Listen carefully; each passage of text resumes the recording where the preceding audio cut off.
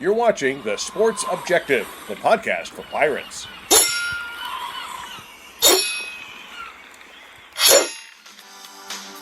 You're listening to Absolute Empowerment with Coach Jeff Connors on The Sports Objective. Join Coach C, the USA Strength and Conditioning Hall of Famer, every Monday night as he and a variety of guests, including former players, former and current coaches, pastors, and others will discuss relevant issues in coaching today's athlete, with the goal of equipping the athlete and those coaching them with the physical, mental, and spiritual armor necessary to live their best life. Here's Coach Connors. Welcome to Lucky Show number 13 with our guest today, former Indianapolis head football coach Chuck Pagano, more affectionately known within coaching circles as Pags. And Chuck, we feature greatly accomplished people with an even greater testimony, and I don't know any better person in America than you who would fit this bill. So welcome to the show today. Thank you, Jeff. It's great to see you. Great to be on with you guys. Yes, sir. So, when I see your picture or that Ed Reed clip that comes on that's become popular, it really makes me smile, because of what you have survived. And then in the process of surviving, becoming nationally known for your coaching success. So what you've accomplished is really amazing. And, basically, when I coached with you a couple places, I was always happy anyway because of your personality. Always made me happy when I was around you. But those things are incredible, and I just praise God for getting you through some of the challenges, of course, that you had, and which the whole United States of America is pretty much familiar with. And what I want to do is just kind of go through your career a little bit. I'm going to go through your resume very quickly here, and then I'll ask you a question or two. But you played defensive back at Wyoming. You went to USC as a GA, and then Miami as a GA. Went to Boise State from there as outside linebacker coach. You came to East Carolina University from there as a DB coach. You decided to leave and go out to UNLV as and became a defensive coordinator. And then you came back to ECU, and that's when we spent a few years together there. And then from there, you left and went to Miami, coached DBs and special teams, and had great success there. And then you went to the Browns with Butch Davis. Then from there to the Raiders, then back to UNC Chapel Hill as a defensive coordinator under Butch. And that's where we spent some more time together on the same staff. And then you left and went to the Raiders as a DB coach, and then to DC, and then went to the Colts as the head coach with a record of 56-46, counting the playoff games. And then finished your career with the Bears as a defensive coordinator, and then retired. And so here's my question. Talk a little bit about, if you would, can you talk a little bit about your background and your influences growing up that got you to Wyoming as a player first? Yeah, a lot of moves on that journey, like any of us, right? Decide to choose this profession as our careers and put food on the table. But grew up in a football family, as you know, Jeff, right? And Dad was a high school coach in Colorado. And so I grew up around ball and the locker room and all those kind of things. And so he was obviously one of the first ones, had a huge impact, on me and thought process, and watching him coach at the high school level as a young person and hang out at the, up at the school and watch film and see how he, developed the relationships with the players and how he coached, what his style was, what he stood for. Culture wasn't a big word, back then, but sure, we were always going to be a disciplined, physical football team. But it really started, with, building relationships and building that trust. And I was very, very fortunate. All those spots that you mentioned along my journey, I was around, such great men, such great leaders. Um, Ted Tollner was my first boss at the college level. Played for three different, coaches in college: Bill Lewis, Pat Dye, and Al Kincaid, and had a bunch of great position coaches. Rocky Long, that name, Rocky Long. Yeah. Still coaching to this day, defensive coordinator down in New Mexico, I believe. And Rocky was my coordinator, my secondary coach for a couple years there in Wyoming, and had a huge impact on me. And the toughest damn dude you've ever, we loved him. We hated him, but we loved him. And, he always kept it really real with you. He was always very honest. Didn't always like that, but at the end of the day, you respected that. And so I took that with me. He sat me down as a senior. I wasn't playing very good. Probably thought I was better than I was. Benched me and put in a sophomore, Troy Robinson, and I went up to his office, shut the door, sat down. What the hell you doing, coach? And he goes, he just said, you stink. he said, you're playing like crap. And I said, and I was, and I knew it, right? Yeah. And, I was going to go up there and get my job back, right? Just tell him he was full of crap. But he told me, yeah, you stink. Here's what you need to do. You can either start practicing better and playing better and preparing better, or, get your job back. And right. Being a senior, I was like, okay. But I always appreciated and respected that honesty. And so he was a huge mentor, early on, as a player. And then Ted Tollner at Southern Cal, and then having an opportunity to be around Jimmy Johnson at the University of Miami. Yeah. And just a master, football coach, but just a super, like the psychological part and the way he dealt with those players down there and the way he could motivate, unbelievable. And Dave Wanstead was on that staff. Of course, Butch, who we both worked for, there at UNC. Butch was the D-line coach on that staff. And that's where those relationships were built, down the road. But Steve Logan, had ECU, Steve taught us all that you could work hard and smart. Yeah. And you didn't have to stay, 18 hours in the office. Larry Coyer, who and I know and love, the Coy dog. Now, Coy didn't believe that way. And we love Coy, right? He was unbelievable. You talk about one of the finest football coaches I've ever been around. But, Steve and them would be out the door, right after practice. They get their stuff done and they'd be gone, and we'd still be grinding that film up there. Bobby Babich and myself and Theo, and I asked Larry one time, hey, are we going to watch film tomorrow? And remember you smoked that pipe, and there's supposed to be no smoking in the building there. Oh, yeah, he wouldn't quit smoking it. No.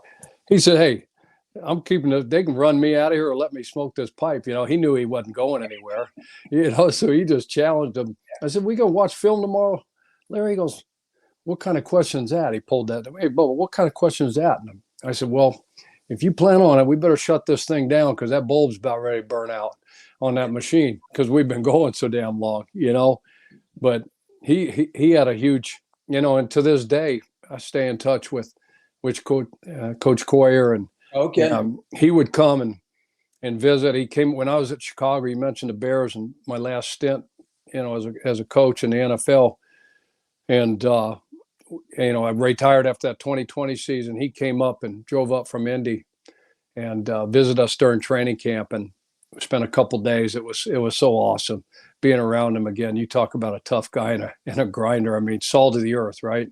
Yep. But that was a great experience. Learned a lot. 10 years under Butch. Learned a ton, from Butch. And again, I'm missing guys as and I don't want to be disrespectful to anybody, but I was very, very fortunate, very blessed. When I left UNC, and Norv, when we got fired at Cleveland, Norv got me on at the Raiders, that 2-year stint in out in Oakland, and then when I came back to, didn't have a job once we got fired after those 2 years, and went down there with Butch and you and the rest of those guys, and had a great experience there. Unbelievable place. And then John Harbaugh got the Ravens job and offered me an opportunity to go up there and coach the DBs. And I love college football and all that stuff, but just the recruiting and the academics. And because I didn't know any better, 17 years at the college level, and then got my first taste at the Browns, with Butch.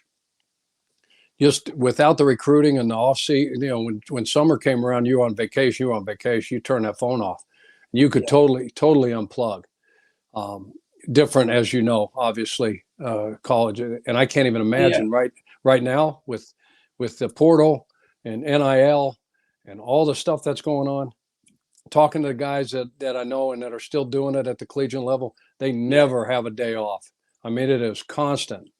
And so having that opportunity to go back with the Ravens and Harbaugh, and he gave me an unbelievable opportunity there. And we had such a great team. You mentioned Eddie Reed and Ray Lewis and Suggs, and got to coordinate that defense in 2011 and went to the AFC Championship game. Unfortunately, we got beat by the Patriots, and the next day I get a phone call, and a day after that I'm interviewing for the head job at Indy. So the stars lined up. I was at the right place at the right time, and was blessed and fortunate to get that opportunity, and had 6 great years there in Indy. The story, what we went through in 2012, and when I was diagnosed and came down with the leukemia diagnosis and such. But I just very, very grateful for all the men that I've been around, and the players, and like I mentioned early on, it was always about building those relationships and building that trust, and trying to be as honest and upfront and forthright, as you could be, with the guys. And but I was very, very lucky. Yes, sir. Well, who do you think you learned the most defense from through your career, Larry and Butch? Yeah, both those guys, Butch, being a defensive coach, and then the head coach there, at UNC and Cleveland and Miami, learned a ton from all those guys. Jimmy, Johnson, even that one year I was down there with him, and then we kind of ran the same package. But I got stuff from every, all the jobs that you had, Jeff, all the jobs that I've had.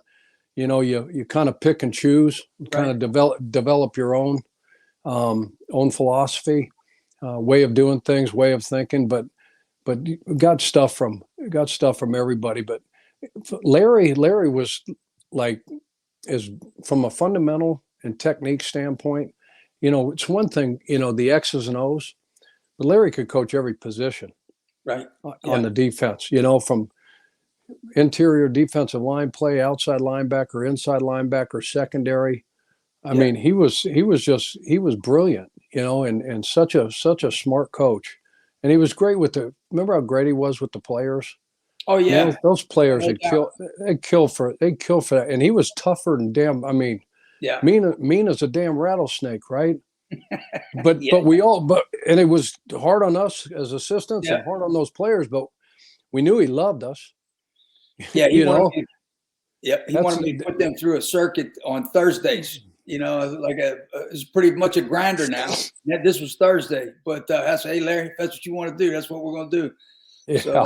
So that's what we did. And then I would get a kick out of him. He would be out there chattering the whole practice like an outfielder, during a baseball game or something. It seemed like he was always talking. He was a real interesting guy. And our guys. Was he there 1 season or 2? Huh? Was he there 1 season or 2 seasons with us? Maybe just 1. Yeah, I think it might have just been 1, that 2-9 season where we lost our quarterback. Yeah, he came over from Ohio State. Yeah, he was there and came over from there, and I think it was just the 1 season. I remember one time one of our guys messed up, and remember how he'd sit all the way down the field get on Yeah. a knee and have his hat turned around backwards and pipe in his mouth and, have an angle where he could see everything, 20, 25 yards down the field on the sideline. Whistle blow, something happened. We gave up something in practice, and he'd have that pipe in his back pocket, flip that hat back around, and be running full speed. Yeah. And he's like, "Hey, do we actually meet around here, or do you guys just wait, for things to happen out here and me to come fix all this stuff? Do you guys actually meet with these guys?" And Bubba was the word, Bobby Babbage, because Larry's loved the inside backers, and Bobby had those inside backers, so he caught the brunt of most of it. He used to love when Coach Coyer would come and say, "Bub, I'm going to take the backers," to that Mark Libiano and those guys. He'd come, "I'm going to take the backers. They run individual." Rob is like, "Oh, thank God." You can have them the whole day, Coach. Babbage had a good NFL career also. I mean, I followed him for a little while, and then I think his son coaches in the NFL, right? Still at Buffalo. Okay. Yeah, Bobby Jr. is a great coach. Yeah. And Bobby had a phenomenal Bobby Sr. had a phenomenal career. Did a great, unbelievable. Yeah, I think we have I think, my dad was a high school coach too, so I think we have a common person that we know as well, coaching Fred Pagano.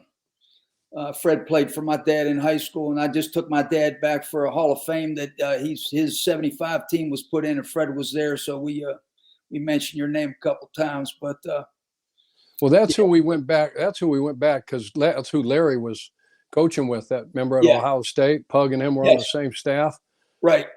Remember, we all got in that van with Coach Coyer and took a road trip to spring practice to meet with the staff at Ohio State. That was fun, boy. It was fun. Yeah, what a great time that was. Remember, first thing we did, we got to Ohio State. He made me put some gear on.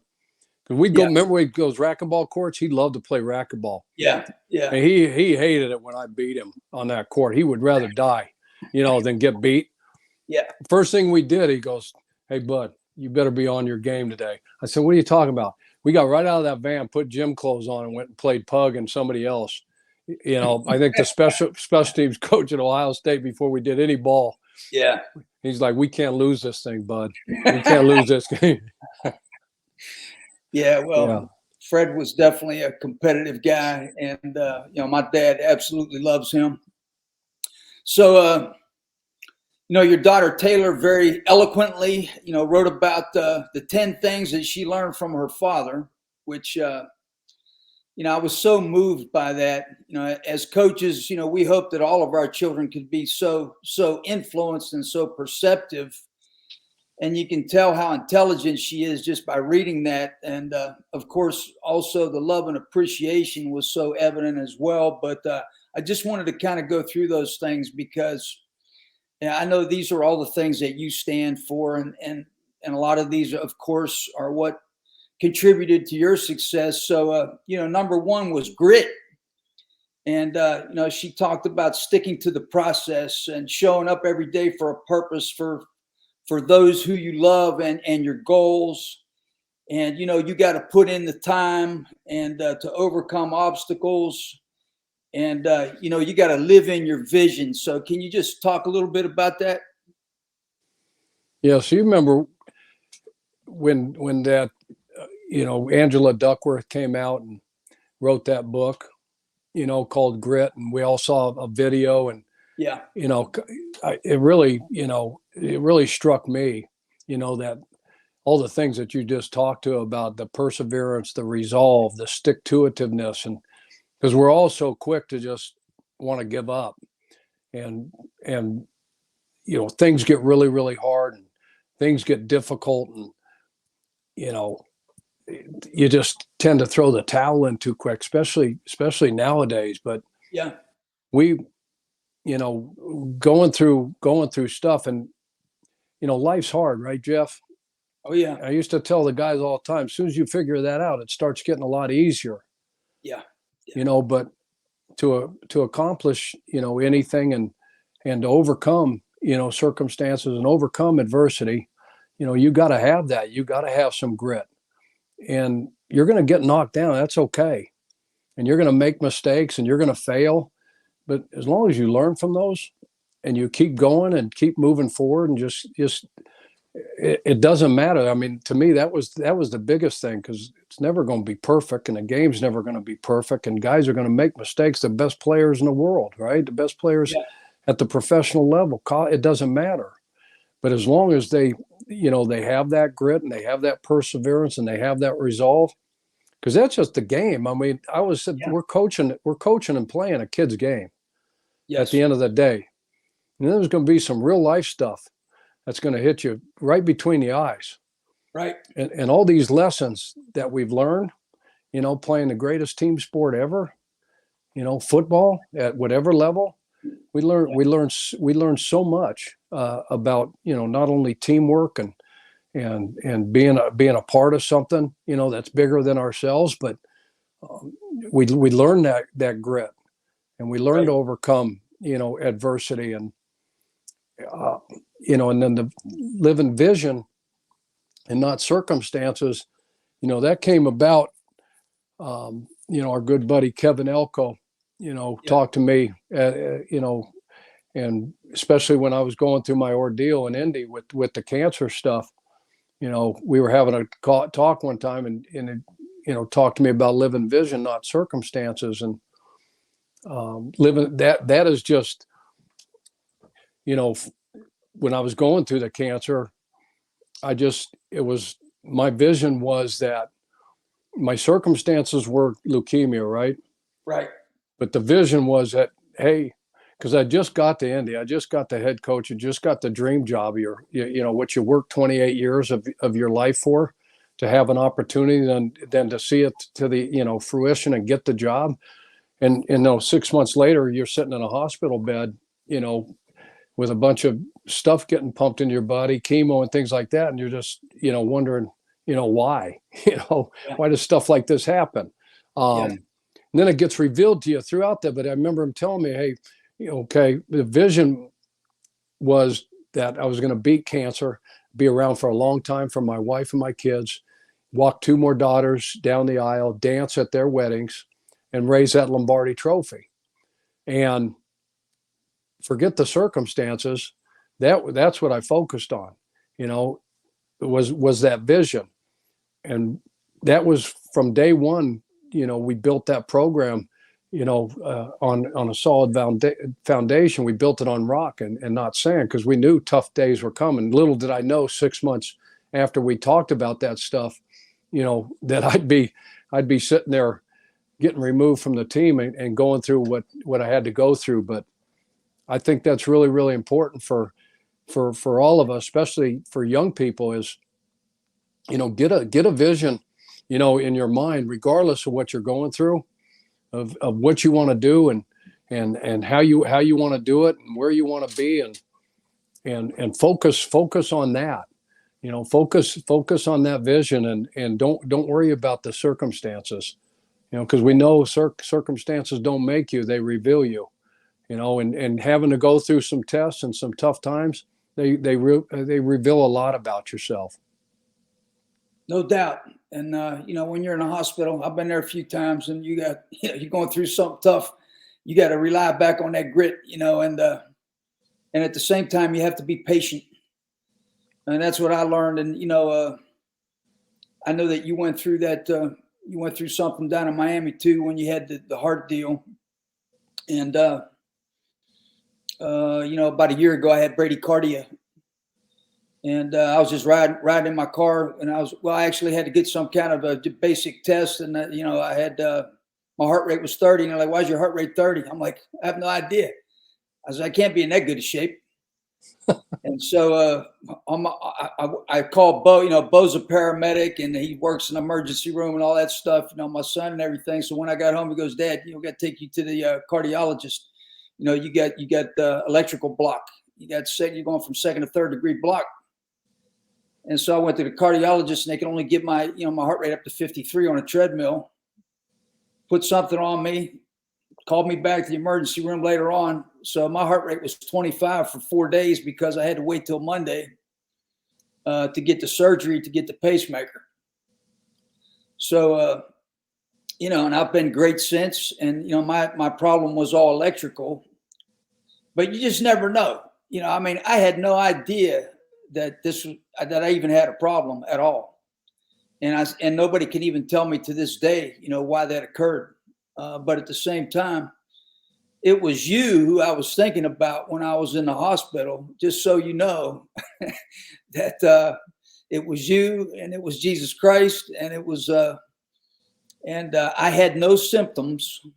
The nurses they told the pastor that came to see me on a Sunday, we don't understand this guy. He's like not even human. There's something wrong. So he's got no symptoms. He's not dizzy. He's whatever, but his heart rate's 25. But, my faith, I just never felt threatened for some reason. I felt like, God was there with me and my family was there. And, I just went ahead and got it done on Monday and I'm fine now. I'm doing well. I'm working out, 2 times a day and feeling good. So, I just wanted you to know that the scripture that you sent me that one time when I had that melanoma, and that stuck with me that whole time and helped me through that as well. So just know that.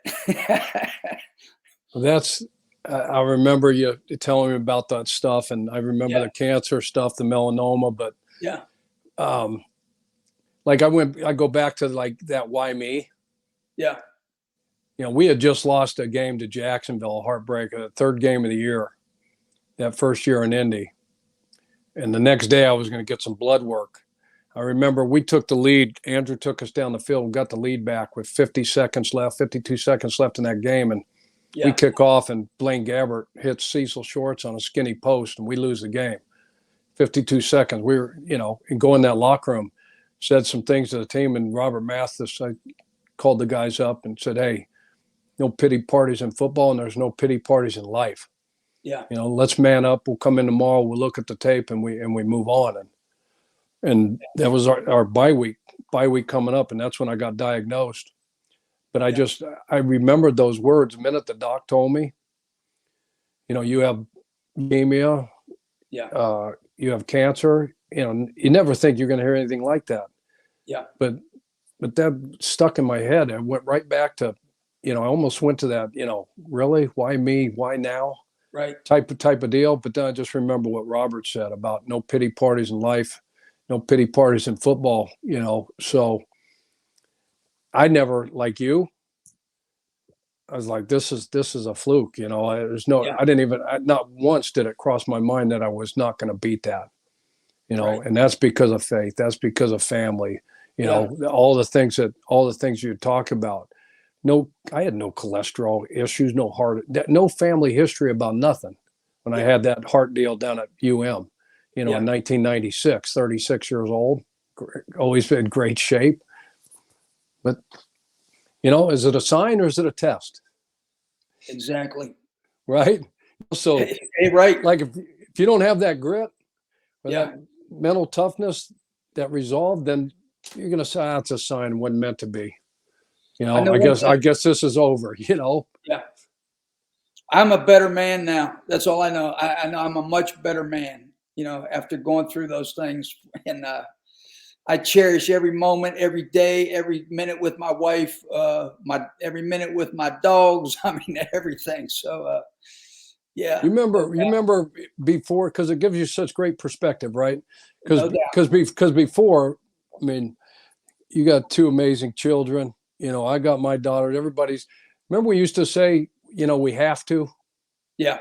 Like I got to take the kids to school. I've got to take the kids to practice. I've got to do this. I've got to do that. And then you go through something, that could be a little bit life-changing. Yeah. And now we say we get to. Right. Right. No there used to be I have to, but it gives you great perspective, on just how fragile, life is. And just how good we have it, Well, let's go to number 2, presence. 60 minutes is all you got. One play at a time. Don't judge. Be present in each moment of your life. Let go of self-judgment. And I've heard that a few times from you. So, Anything you want to add there? Yeah, that process, that presence, that process of the game was, 60 minutes, all you got, one play at a time, don't judge, just what you said. And we all understand the first three elements of that. And that no judgment thing, that's like, okay, good play, move on. Yeah. Bad play, move on. Yeah. Don't look at the scoreboard. Down 28, who cares? You can't score 28 on one play. Yeah. Yeah. You just have to go to the next play, and you can't judge and sit there and say, in your regular life, you make mistakes, you stumble, easy to fall back and judge yourself, judge others. But that was our calling card there, at Indy, and we beat that home from day one. Right. That whole process deal, and that's why you're down 28 to Kansas City in the third quarter of a playoff game, and then all of a sudden it just takes one play, right? And momentum is a crazy thing, as you know, and I know, being in this business for so long. It just takes one play, and a strip sack by Mathis, an unbelievable play by Luck, and next thing you know, that whole thing turns, and you're down 28 and you win the game by a point, 45-44. And never was process and being present more prevalent than that game. So Yeah.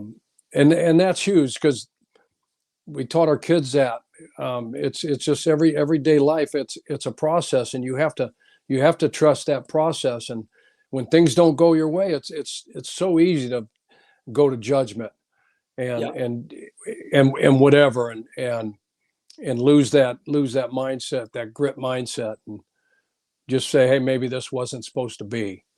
But I think that can be applied to, just anything, everyday life. How about number 3, optimism? So what you've been through, your circumstances don't make you, they reveal you. Take your pain and obstacles and transform through it. So those are the things we've been talking about. Yeah. But she's so, I guess you could say, succinctly put those things in that little summary. Yeah. Number 4 was vision. Live in vision, not circumstance, which you covered. And of course, she talked about your attitude now after going through what you've been through, always being the luckiest man alive every day, and the fact that life is a gift, and all those good things. So the next thing would be family. So maybe talk a little bit about the family concept and relationship to coaching, and then and I know that was big with you, and then also what's going on with your family now. Yeah, Tina, as you know, our wives, we sacrifice a lot, but nobody sacrifices more than our family and our children. Yeah. And it's always about our significant other, and Tina was just amazing in the development and rearing of our girls. And like when you reached out to me about this, and you told me about those things, like when I first read those, and Taylor, like, you never think your kids are like picking up anything you're trying to teach them, right? Especially when they're young, and then they hit those teenage years, and they don't want to listen to you, they don't like you no more, they don't want to be around you. And then you get past that, but then you read something like this and you say, well, maybe all that time and effort that you put into family, maybe it paid off, right. And I remember, like, Taylor, when we left Miami to go to Cleveland, Tori and Tara, and we go up to Cleveland. Taylor, we all made a bunch of moves, and then she started high school there in Strongsville, Ohio, in Cleveland there, and then we got let go there, and we went out to Oakland, and then she had to go enter Monte Vista. So Strongsville was about 1,000 students. Yeah. So we dropped her off school Monte Vista 5,000. And like, she didn't want to get out of the car the first day of school. Mom, Tina, took her. Yeah. And she finally just had to tell her, hey, get the heck out of the car, Taylor. Here, I'm not taking you back home. You got to do this. And it obviously it worked out, but she's there a year and a half. Then we got let go at Oakland. We got to come to Chapel Hill. So three high schools for my middle daughter. I wasn't very popular, in the household, but Tina made it all happen from they were little, and she always had to work too everywhere we went, because we weren't making the money that all these guys that we make now and have made, but she was just unbelievable. But she always made it important for those kids to know what I did and be around the football stuff, and we try to take advantage of every opportunity we could to keep them involved, and because I missed a lot. As everybody knows, I'm not saying I've been through anything that anybody else in the coaching profession hasn't been through. I mean, you sacrifice a lot and you miss a lot, but at the same time, I credit my wife Tina, the unbelievable job that she did, and getting those girls ready and bringing them to the games and being around the team and all the different schools we were at, and and then in professional football and staying connected like that. But my late father-in-law, Ron Hefner, Tina's dad, my father-in-law Ron, he passed away. I don't know if you remember when we were together in 2007, back, and we just got our brakes beat off at Wake Forest, and came home, and that next morning we woke up to a bad phone call Tina did. But he always talked about faith and family, and how important that was. And it wasn't always football for him. He thought I was crazy doing what I was doing, because he came to Chapel Hill to see us, and he'd come on a Wednesday, and I didn't see him till after the game. Right. He's like, "Hey, is there any more of these jobs opened up? Boy, it sure seems like a really good way to make a living." Yeah. But it was always about that, and again, I credit Tina and the job that she did, and again, that part of it is always, again, I feel very, very blessed to. They don't now that retire. They don't have a team, so now it's just, I got them all out here in Boise, Idaho, and Tara raising 3 granddaughters, Addison, Avery, and Zoe, and the two oldest ones are twins. They're going to be 16 here pretty soon, and sophomores in high school, and Zoe's going to be 10 here this month, and then I got a grandson finally, Bear Charles, and he just turned 2. So we're living a blessed life out here, Jeff. Very, very lucky. That's awesome, man. Glad to hear. Well, the next one is change is constant, which you just covered some of that. Fan versus life of football, she talked about, and people not understanding the life of football. The football fans not understanding that it's a business with sharp edges, and kids must adapt. But what she said was it taught her to appreciate whoever she was with, and wherever she was.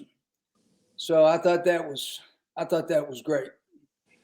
No, it was, again, sometimes you don't have the conversations probably until you, like, your daughter writes something like this, or you have a discussion, or and you don't take the time to really, like we talked about, be present, right?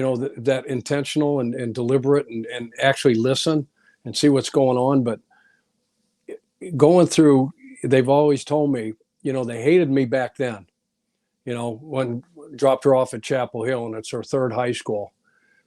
And it's like, how hard that is on teenage kids. I mean, I can't even imagine now how hard it is with everything that's going on in social media and all that stuff. But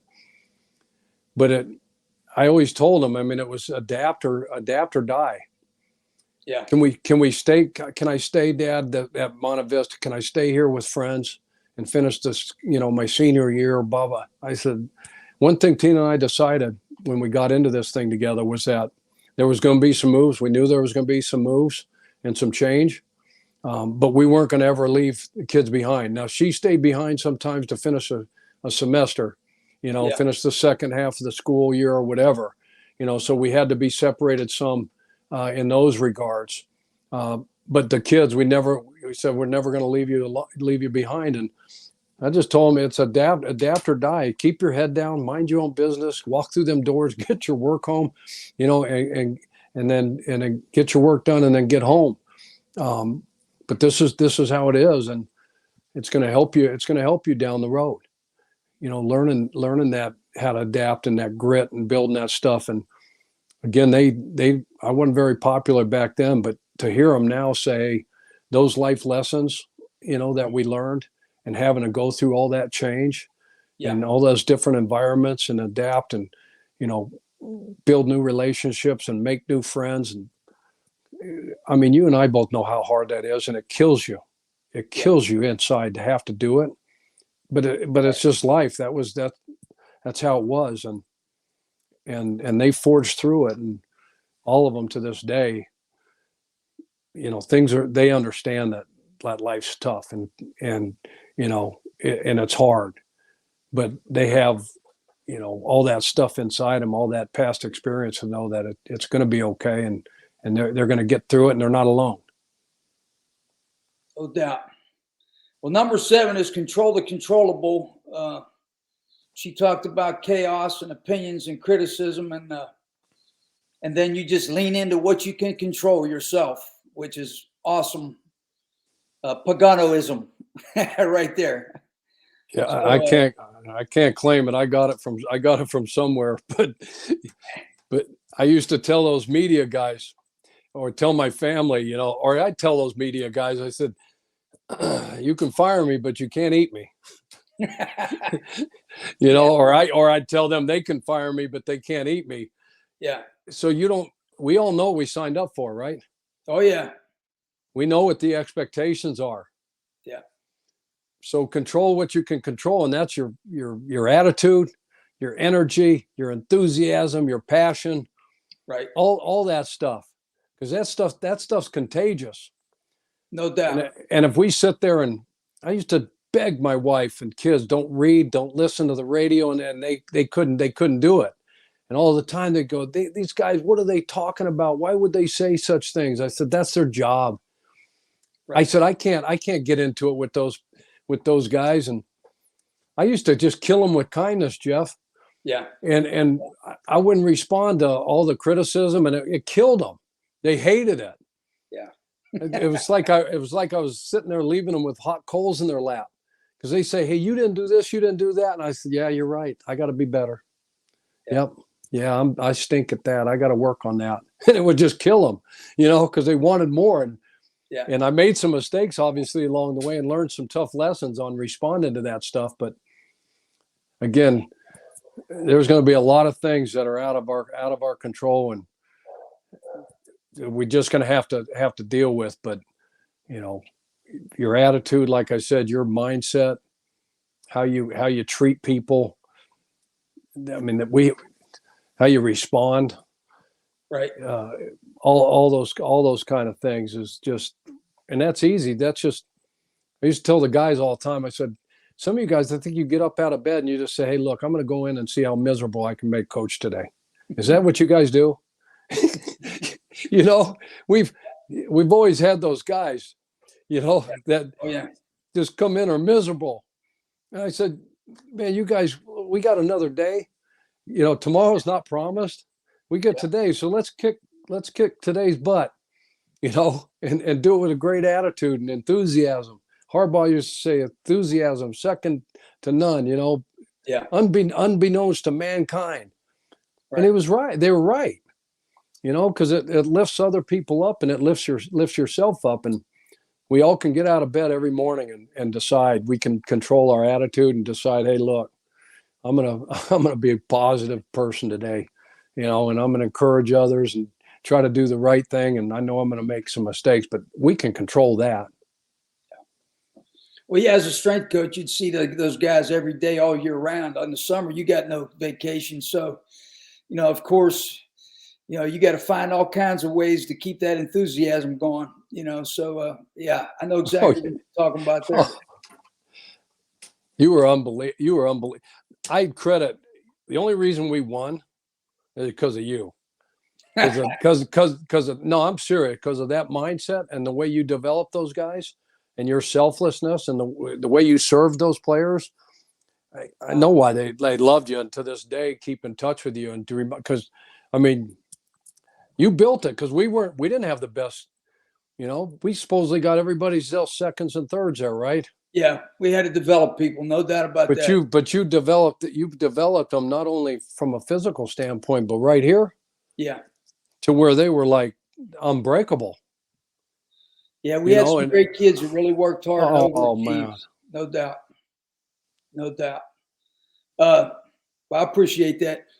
And then the quote there is, "Be where your feet are and do your job. Be present in the moment." So that's another one.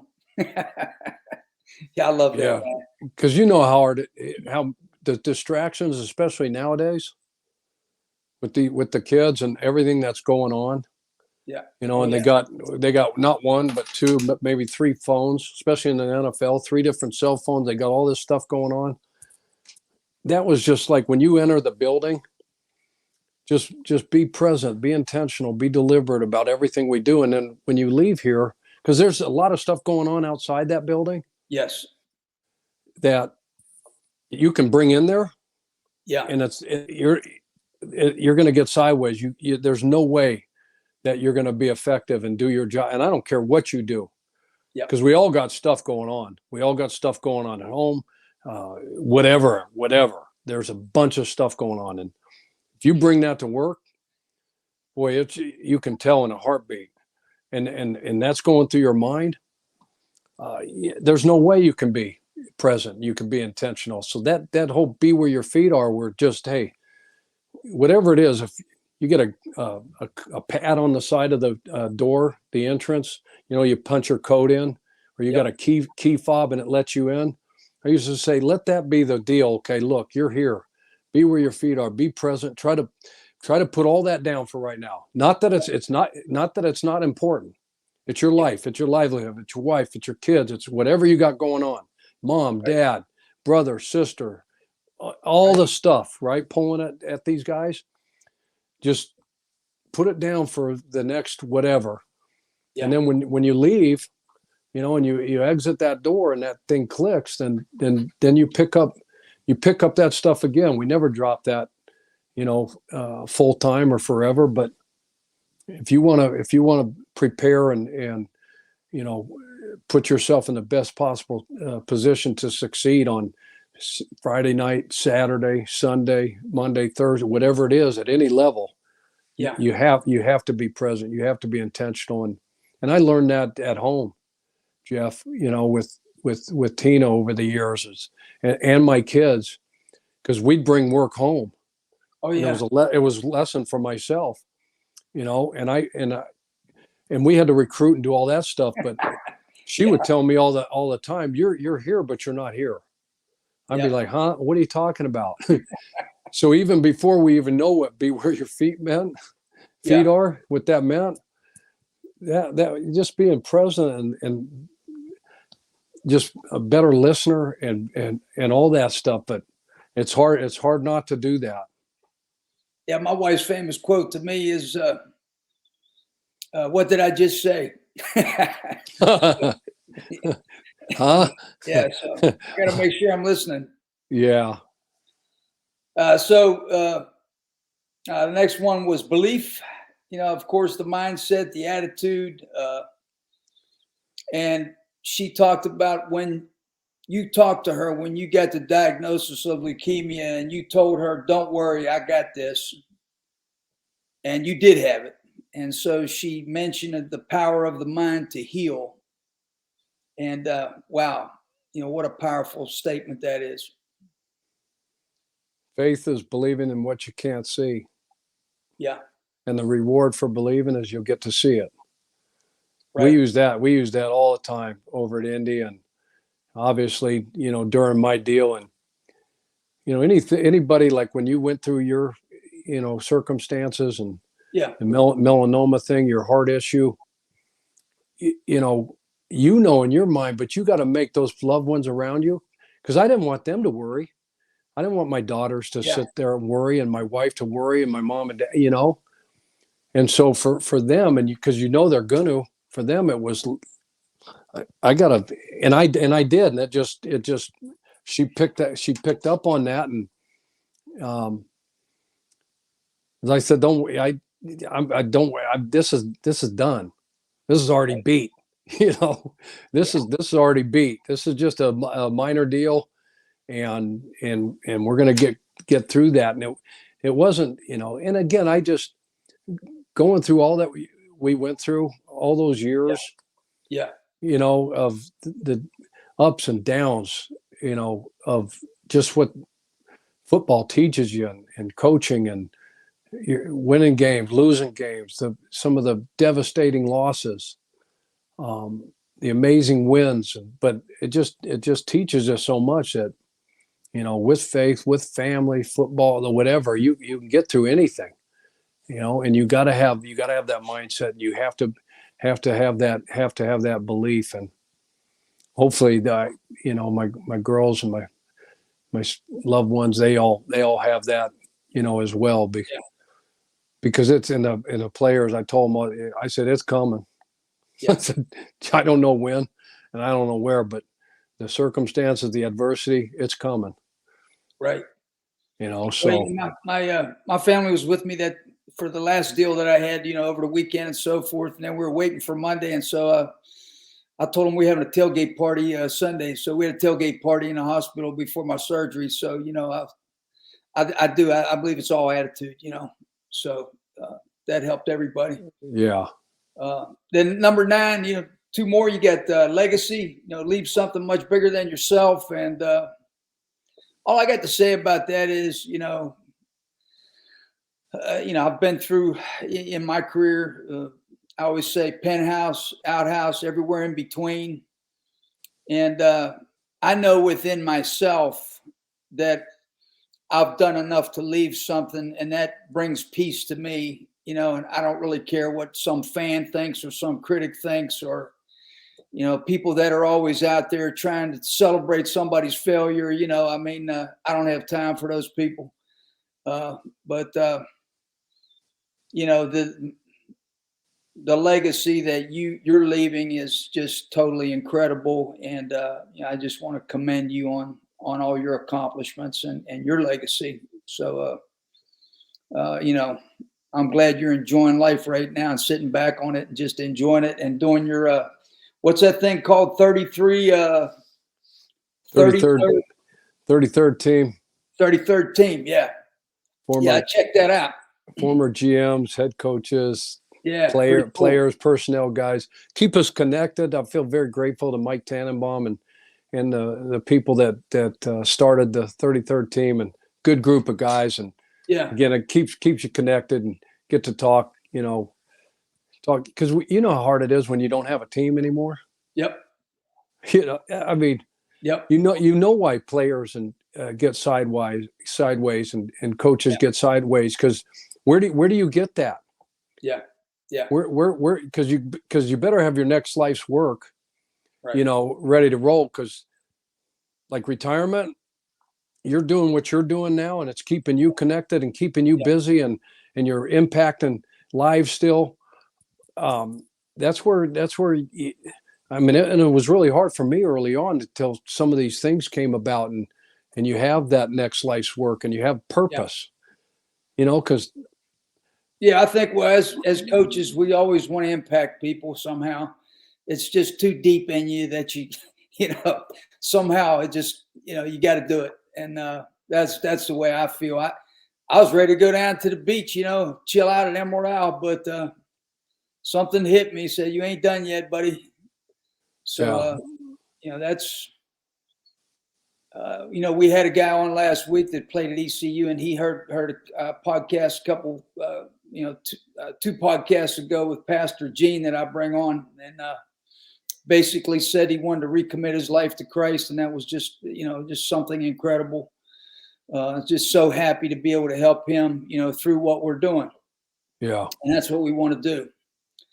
And so, the last one that we'll leave everybody with, I guess, is live full out. And the fact that your daughter called you a child at heart, and you love to have fun and you love to laugh, and,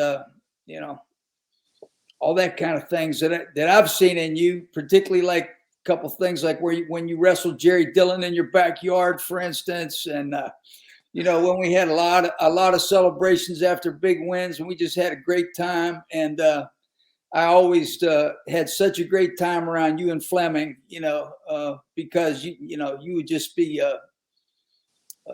making it happen. I remember I wrestled Fleming in my kitchen one time, broke all the dishes, and Michelle. So, Him and Leslie came to Boise. That's where we met. okay. We were both first time, full-time assistants under Skip Hall at BSU in 1987. Yeah. He was on the offensive side of the ball, and I was on the defensive side, and we connected from the first day. Right. And, just best friends, best man at my wedding. And yeah, we wrestled a bunch, we got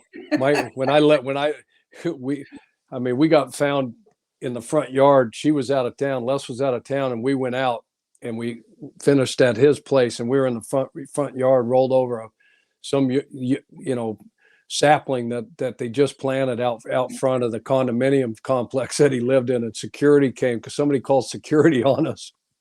And he's like, what are you guys doing? He goes, you got to get out of the front, you got to go. So we went upstairs and moved all the furniture and proceeded to keep the match going up there. So unbelievable great times.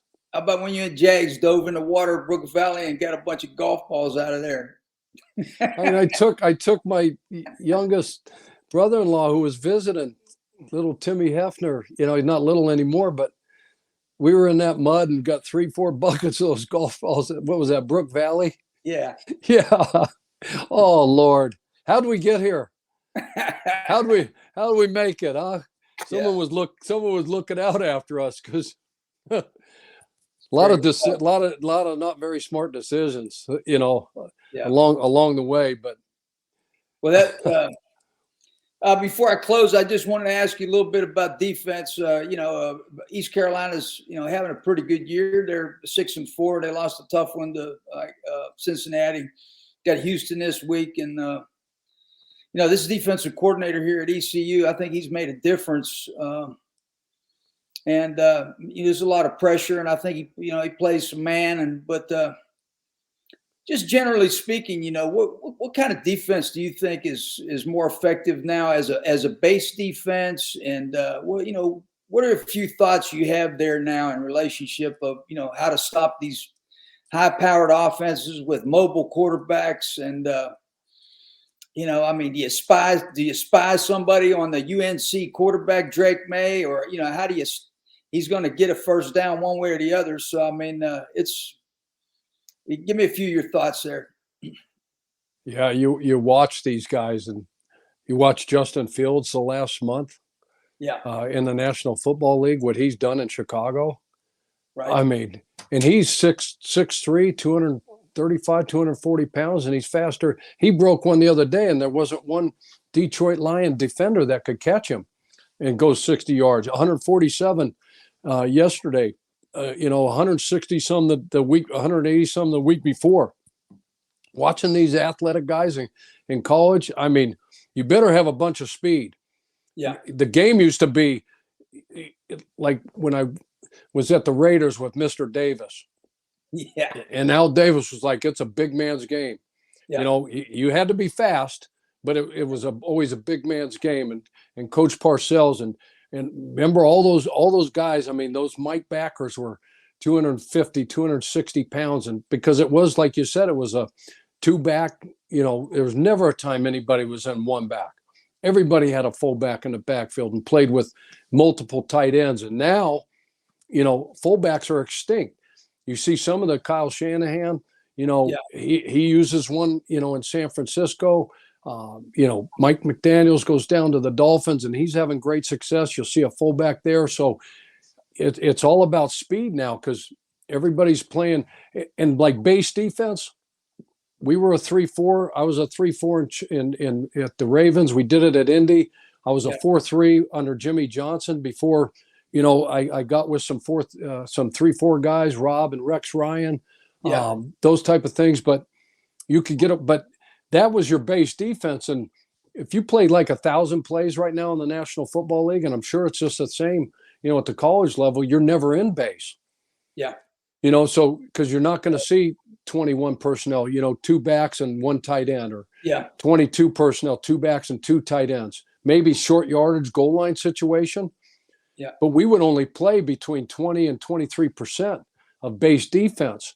And the rest of the time you're in nickel defense, you're in sub, 5 DBs, 6 DBs, depending on, the down and distance, especially third down, because in college is the same thing. They're spreading you out pillar to post or making you defend, every blade of grass. And the guys that, are running the offense, the quarterbacks that are running it, and the players that they're handing it to, and the players that they're throwing it to. Yeah. My Lord. I mean, it's so you can see what's happening, like in the National Football League. Everybody's going like the linebackers of old. You got all these athletic dudes now, the 2 guys in Tampa, Lamonte David and Devin White. I mean, Patrick Queen at the Raven. You got 220, 225-pound linebackers now that are 4'4", 4'5". Right. So that, to your point about spying a guy like May, at UNC, Hendon Hooker or Justin Fields in the National Football League, they are a nightmare. Yeah. They are a nightmare because when things break down and they start to take off, Patrick Mahomes, to extend plays, most of those guys are still got their eyes down. Like Pat Mahomes, he isn't thinking to run like Justin Fields. He's not the same type of athlete. He's good enough to extend plays, but he's always got his eyes down the field, and he's got such great arm. Oh, excuse me. He's got such great arm talent that he can get the ball and make all those off-schedule throws. And it's all like baseball throws. It's like shortstops and third basemen making great fielding plays, and then these contorted throws to first base. I mean, it's scary. Yeah. But you have to have a bunch of speed on the field. You got to have great corners, so when you need to lock them down and play some man coverage, and then the pass rushers, you need the big uglies, inside for a couple rundown, maybe first and second and 1 to 5, and then you got to get them off the field and get them to buy into that, and then get your speed on the field and get the guys that can go hunt the quarterback. Otherwise it's just, I'm really glad. I mean, to be a defensive coordinator right now, the only way you sign up, and I watched ECU the other day. They were out here playing BYU. Yeah, got a great win. What a great job those guys are doing, and a good looking football team. And that quarterback, what's that quarterback's name over there? Holton Ahlers. He's a good player, right? Yeah, he is. He's a tough kid. He's hung in there, and he's got he got better every year, I think, and he makes good decisions, and he can throw the ball, and he's beat up, and he's still playing. He's tough. I think he's got a shot at the next level, to be honest with you. But, I was impressed with the way that team played, and the effort and the tough physicality and the toughness that they showed, and because that's not easy, making that trip across the country and go play at a place like that. And no doubt. But the only way I'd take a job is like if the guy said, "Hey, look, just hold them to 50 and we're good." Can you imagine? Can you imagine being able to live with yourself? If you average give, but that's how it is. I mean, you see some of those scores and you're like, my Lord. And they're Ole Miss, and some of these teams are running a play every 20 seconds. Yeah. And you can't substitute. Right. Yeah. And you get a group on the field, and then to try to get guys, fresh guys in the game, what a challenge that is. My Lord. I'm glad we're doing stuff like this now. Absolutely. And we can sit back and just laugh and just like, holy heck. Thank God we ain't out there doing that. Yeah, I'm gonna go to the game with John Marcus Crandall and I, and John McMillan he used to come to the games with Danny Bersini. I don't know if you remember those guys. They came to all of our games. And John, he's got some seats up top and so forth. So Marcus Crandall and I are going to go to the Houston game with them this weekend. But that'll be fun. I'm just going to enjoy the fan life, brother. What did Houston put up in that game, he said? Oh, with SMU in Houston, it was 77-63. Yeah, so that's a basketball score, you know. Oh, isn't it? God almighty.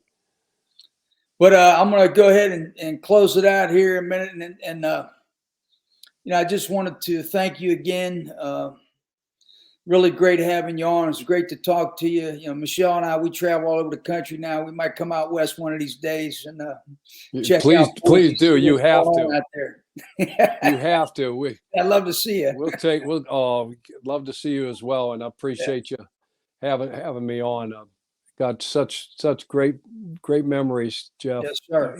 ECU time in Chapel Hill, and you talked about legacy, and the one you're leaving behind is unbelievable, and you continue to grow that. And we just always wanted to do something that, you know, will outlive you, right? And be around for much longer. But being able to serve and give back and help others, encourage others, and, you know, that's what we're all put here to do, right? And no doubt.